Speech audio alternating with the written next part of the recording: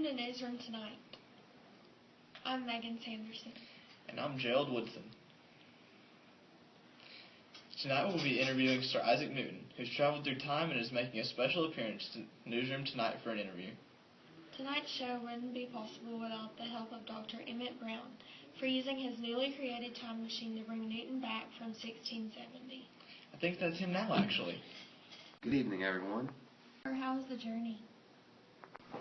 Well, see, it was really weird. When I got in the time machine, it was like lightning. It was real quick, you know. But we had to make a quick pit stop in the 1960s where things got real wild and crazy, you know, which explains why my hair is bleached now instead of gray like it used to be. And then when we got to this time age, 2014, I believe, I was walking to the gas station to get some apple juice, right? And I heard some folks talking about this stuff called weave, and I just had to try it out. So that explains why my hair is as long as luxurious as it is today. But I never thought any of this would ever be possible, but I wouldn't be here without Dr. Brown today. Yes, the possibilities are endless. So if it's okay with everyone, shall we begin? Yes, let's. I'm okay with that. So where were you born, Isaac? And how was it growing up when you did? Yeah, I was born in Woolsthorpe, Lincolnshire, England. Actually 3 months before I was born, my dad died, so that led me being insecure as a child. Plus, my mom wasn't around to take care of me. She dropped me off at my grandmother's, and that's where I lived till I was about 12 years old. She eventually came and picked me back up around that time after her second husband died. So really my life was kind of rough, but it only motivated me to get better and better, you know. And you were originally going to attend school for Family Matters. How did that change? Was there a certain person or people who had a larger role in convincing your mother it was the right thing to do? Yeah, I wasn't originally going to attend school. My mom, she wanted me to be a farmer, but I had an uncle who had just graduated from a university called Cambridge Trinity College, and he was able to convince her to let me go to school.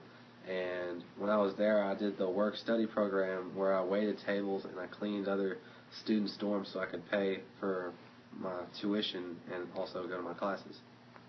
What was school like for you? You must have been a brilliant student. Actually, I wasn't the greatest student in the beginning. I would get really nervous during lectures. During the week, I stayed with an apothecary. He introduced me to experimenting with different chemicals, and that's where an interest in science grew. I've heard you have religious views? Yeah, I study the Bible on a daily basis. I believe that from true lordship, it follows that the true God is living, intelligent, and powerful. From the other perfections, that He is supreme or supremely perfect. And I also strive to find hidden messages in the Bible. Really hit you in the head? Yes, I did, but that's not how I discovered the law of gravitation. What actually happened was I observed an apple falling from a tree, and it got me thinking about things such as acceleration, the velocity increasing on the apple as it started to fall down. So while I did get hit in the head with an apple, that's not how I discovered gravity. The law of gravity is basically a summary of all your laws of motion. Can you explain the law of gravity for us then? It's not complex, but it's not exactly simple either. The law of gravitation states that every particle of matter in the universe attracts every other particle with a force that is proportional to the sum of their masses and inversely proportional to the square of the distance between their centers. The law helped me in experimenting with tides and orbits. Yeah, that's what you want to call it. I mean, take this tennis ball for example. If I drop it, acceleration takes it down and increases its velocity. But say if I toss it to you, it goes in a forward direction and downward because gravity still is more dominant going down than it is going forward. Where is the distance between their centers? The law helped me in experimenting with tides and orbits. Yeah, that's what you want to call it. I mean, take this tennis ball for example. If I drop it, acceleration takes it down and increases its velocity. But say if I toss it to you, it goes in a forward direction and downward because gravity still is more dominant going down than it is going forward. If I'm not mistaken, when you came back to school, you achieved a master's in art before you were even 27. Yeah, during this time it allowed me to go from minor fellow to senior fellow, which are different titles in Cambridge.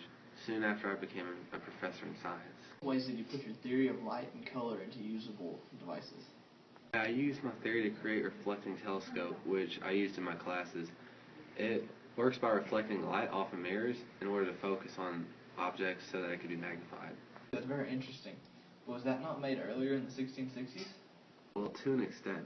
James Gregory created one that used glass lenses to reflect light, which focused light at different points and created an image surrounded by different colors.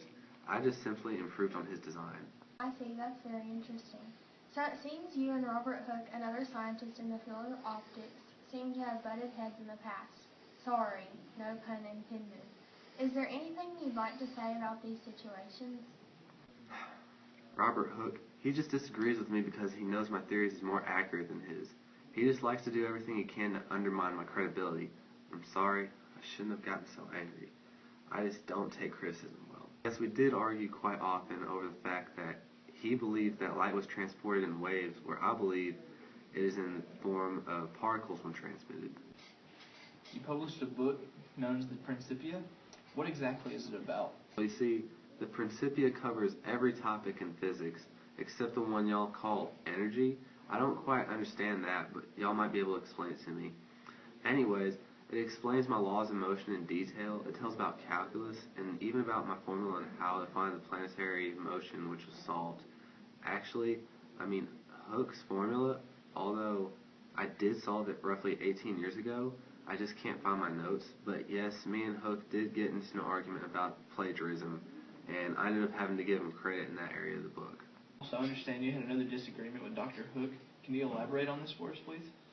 Yes, we did argue quite often over the fact that he believed that light was transported in waves, where I believe it is in the form of particles when transmitted.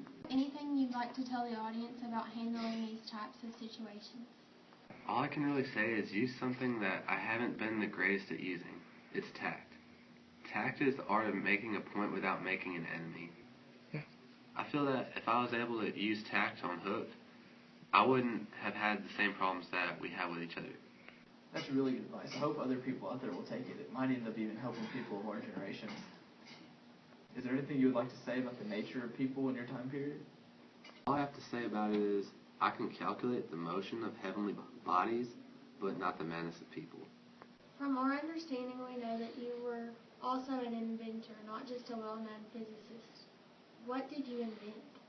The area of mathematics we call today calculus. Isaac Newton, you seem to be a jack of all trades. What exactly inspired you to do this at a very young age? To myself, I am only a child playing on the beach, while vast oceans of truth lie before me. There is just so much to be discovered. The wisdom for the viewers before we go. We build too many walls and not enough bridges, meaning we're not doing enough things to solve the problems we have. We're just making it harder on ourselves by not finding those solutions or not doing anything about it. Well said. Thank you so much for your time, Mr. Newton. Thanks for tuning in to Newsroom Tonight. Check back with us tomorrow at 7 for the next big story. See you later. I thought